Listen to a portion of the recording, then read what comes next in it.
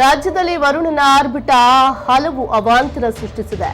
ದಕ್ಷಿಣ ಕನ್ನಡ ಜಿಲ್ಲೆಯಲ್ಲಿ 4 ದಿನಗಳ red alert ಅನ್ನು ಘೋಷಿಸಿರುವಂತದ್ದು. ಇವತ್ತು ನಾಳೆ ಎಲ್ಲಾ ಶಾಲಾ ಕಾಲೇಜುಗಳಿಗೆ ರಜೆಯನ್ನು ಘೋಷಿಸಲಾಗಿದೆ. ದಕ್ಷಿಣ ಕನ್ನಡ ಜಿಲ್ಲಾಧಿಕಾರಿ ಮುಲ್ಲೈ ಮುಗಿಲನ್ ಆದೇಶವನ್ನು ಹೊರಡಿಸಿರುವಂತದ್ದು.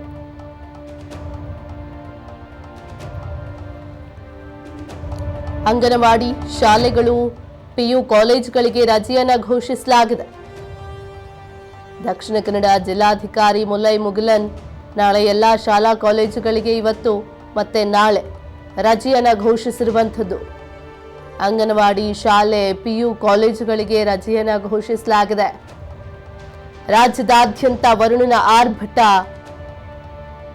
ಇವತ್ತು ಮತ್ತೆ ನಾಳೆ ಎಲ್ಲಾ ಶಾಲಾ ಕಾಲೇಜುಗಳಿಗೆ ರಜೆಯನ್ನು ಘೋಷಿಸಿರುವಂಥದ್ದು ಜಿಲ್ಲಾಧಿಕಾರಿ ಮುಲ್ಲೈ ಮುಗಿಲನ್ ಅವರು. ದಕ್ಷಿಣ ಕನ್ನಡ ಜಿಲ್ಲೆಯಲ್ಲಿ ಇನ್ನು 4 ದಿನಗಳ ಕಾಲ ರೆಡ್ ಅಲರ್ಟ್ ಅನ್ನು ಘೋಷಿಸಲಾಗಿದೆ. ಸೊ ಹೀಗಾಗಿ ಇವತ್ತು ಮತ್ತೆ ನಾಳೆ ಶಾಲಾ ಕಾಲೇಜುಗಳಿಗೆ ರಜೆಯನ್ನು ಘೋಷಿಸಿದ್ದಾರೆ ಜಿಲ್ಲಾಧಿಕಾರಿ.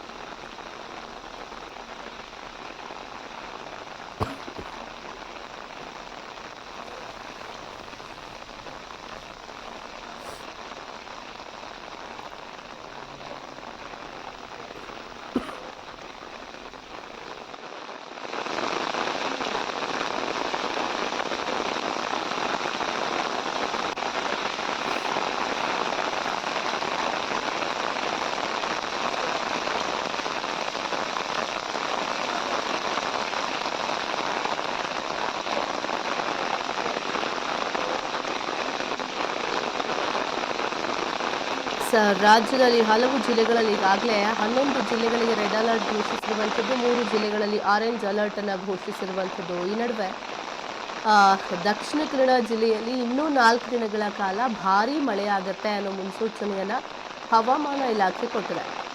ಮತ್ತೊಂದು ಕಡೆ ಬಿಟ್ಟು ಬಿಡದೆ ಸುರಿತಾ ಇರುವಂಥ ಮಳೆಯಿಂದ ಈಗಾಗಲೇ ಜನ ಹೈರಾಣಾಗಿದ್ದಾರೆ. ನದಿಗಳಂತೆ ರಸ್ತೆಗಳಾಗಿವೆ, ಹಳ್ಳ ಕೊಳ್ಳಗಳೆಲ್ಲ ತುಂಬ ಹರಿತಾವೆ.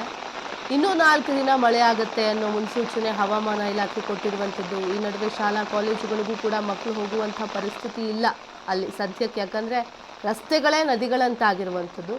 ಸೊ ಹೀಗಾಗಿ ಶಾಲಾ ಕಾಲೇಜು ಮಕ್ಕಳಿಗೆ ಬಸ್ ಹೋಗೋದಕ್ಕೂ ಸರಿಯಾದ ವ್ಯವಸ್ಥೆ ಕಲ್ಪಿಸೋದಕ್ಕೆ ಸಾಧ್ಯ ಆಗ್ತಾ ಇಲ್ಲ.